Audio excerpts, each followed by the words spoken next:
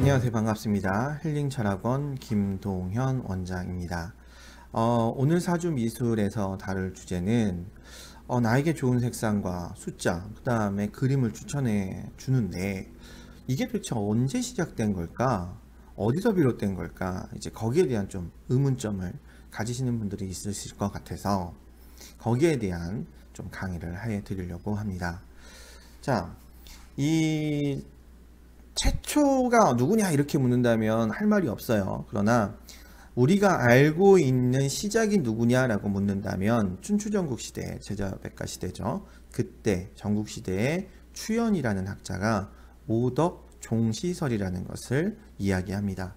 오덕, 오행에 따라서 내가 어떤 색깔, 어떤 기운을 취할 때 그로 인해서 나라가 번성할 수 있고 튼튼해질 수 있다라는 이론입니다.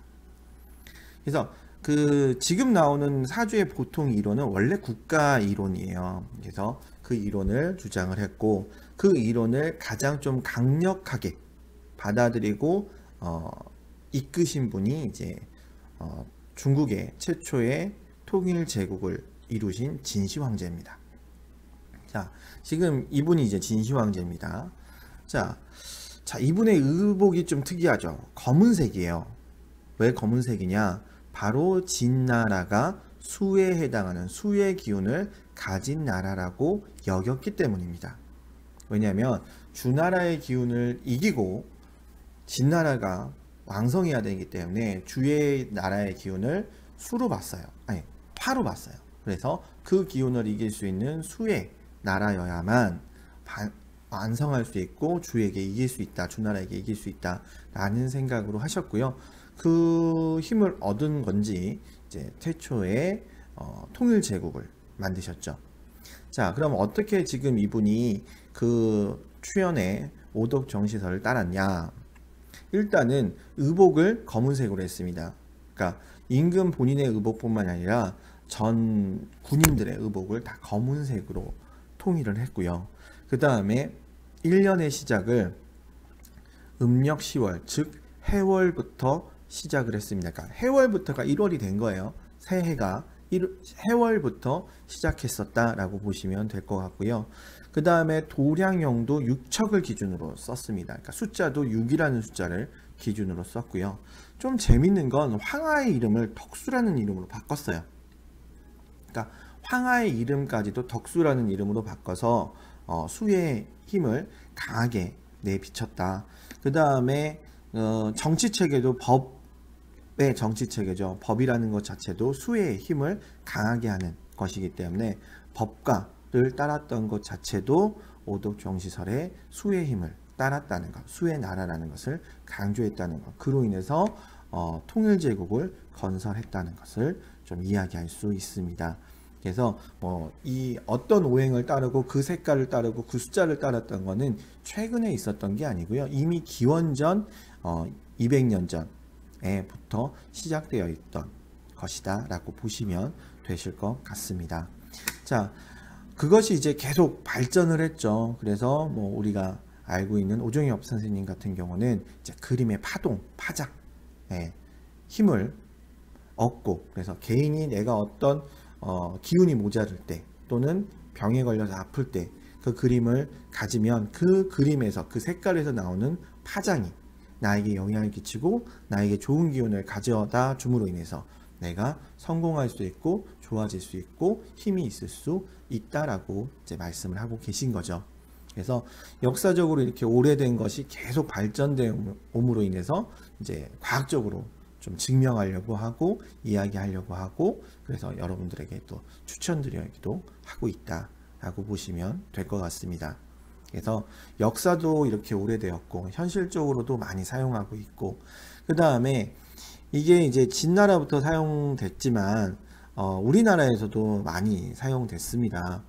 물론 이게 좀 안 좋은 부분이 있을 수도 있어요. 왜냐하면 중국이라는 게 황색, 황금색을 되게 좋아했습니다. 그래서 자금성이라는 큰 궁궐을 가졌던 거죠. 그게 세상의 중심이다라고 해서 황색을 했던 거고요. 그렇기 때문에 우리나라가 붉은색을 입은 거예요. 왜냐하면 황금색 밑에가 붉은색이에요.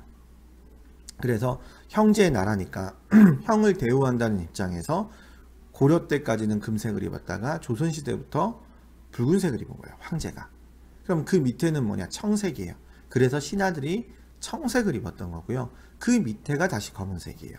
그래서 무관들, 그러니까 의정부나 포졸들이 다 검은색을 입었던 거예요.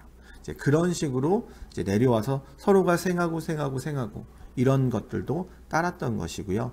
그래서 이 나에게 필요한 오행, 내한테 좋은 오행, 색깔, 숫자 이런 것을 따랐던 것은 단순하게 요즘 들어와 가지고 뭐 몇몇 사람들이 내가 알아냈어요 이런 얘기는 말이 안 되고요. 아주 오래전부터 계속 이어져 내려왔던 역사를 가지고 있다. 그로 인해서 우리가 그걸 따랐다. 그리고 어떤 그림이 이 사람한테 좋다 나쁘다를 얘기했을 때도 그림이면 다 좋아요. 이런 거는 실제적으로 아니었고요. 각 사람에 따라서 좋은 그림들을 추천하기도 했고 나에게 맞는 파장, 나에게 맞는 그림이 있으면 내가 땡겨서 그 그림을 내가 소장하면 좋다. 이렇게도 얘기하고 있고요. 그래서 여러 가지 역사와 또 과학 이런 것들의 발전을 통해서 저희가 이제 제가 어떤 사주에 따라서 이런 색상이 좋습니다. 이런 그림이 좋습니다. 라고 얘기를 하는 거고요.